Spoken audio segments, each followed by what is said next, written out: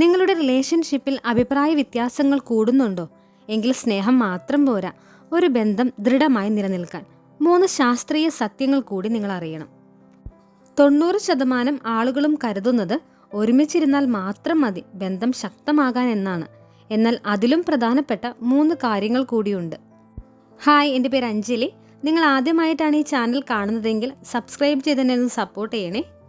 അപ്പോൾ ഏതാണ് ആ 3 കാര്യങ്ങളെന്ന് നമുക്ക് നോക്കാം. ആദ്യം നിങ്ങൾ മനസ്സിലാക്കേണ്ടത്, നിങ്ങൾ 2 വ്യക്തികളാണ്, 2 കാഴ്ചപ്പാട് ഉള്ളവരാണ്.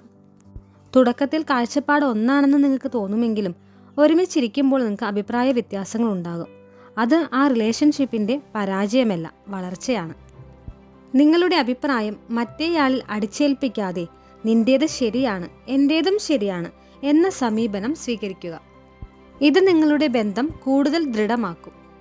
നിങ്ങളുടെ കഴിവുകൾ മാത്രമല്ല, ബലഹീനതകളും പങ്കുവെക്കണം എന്നതാണ് നമ്മുടെ രണ്ടാമത്തെ കാര്യം. എല്ലാം എനിക്ക് ഒറ്റയ്ക്ക് ചെയ്യാൻ കഴിയുമെന്ന് നടിക്കുന്നത് ദീർഘകാല ബന്ധത്തിൽ വിള്ളൽ വീഴ്ത്തും. നിങ്ങൾ പരസ്പരം നിങ്ങളുടെ കുറവുകൾക്ക് പരിഹാരമാകാൻ ശ്രമിക്കുക.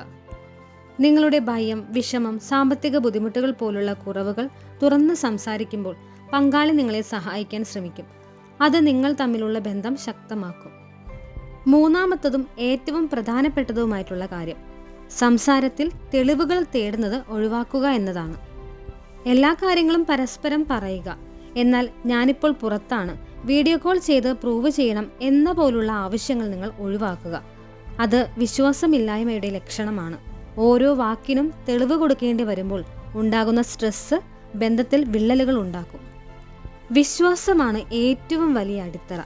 അതിൽ സംശയമുണ്ടാകുമ്പോൾ ബന്ധം തകരും. അപ്പോൾ ഏതായിരുന്നു ആ 3 കാര്യങ്ങൾ? കാഴ്ചപ്പാടുകളെ അംഗീകരിക്കൽ, ബലഹീനത പങ്കുവയ്ക്കൽ, തെളിവുകൾ ഒഴിവാക്കൽ. ഇത് നിങ്ങൾ നിങ്ങളുടെ ജീവിതത്തിൽ പ്രാവർത്തികമാക്കിയാൽ നിങ്ങളുടെ ബന്ധം മുൻപത്തേക്കാൾ ശക്തമാകും. ഇനി നിങ്ങളുടെ അഭിപ്രായങ്ങൾ കമൻറ്റ് ചെയ്യുക. ഈ വീഡിയോ ഉപകാരപ്രദമായി തോന്നുന്നുവെങ്കിൽ ഷെയർ ചെയ്യുക. തുടർന്ന് ഇത്തരം വീഡിയോകൾ കാണാൻ വേണ്ടിയിട്ട് എൻ്റെ ചാനൽ ഒന്ന് സബ്സ്ക്രൈബ് ചെയ്ത് സപ്പോർട്ട് ചെയ്യുക.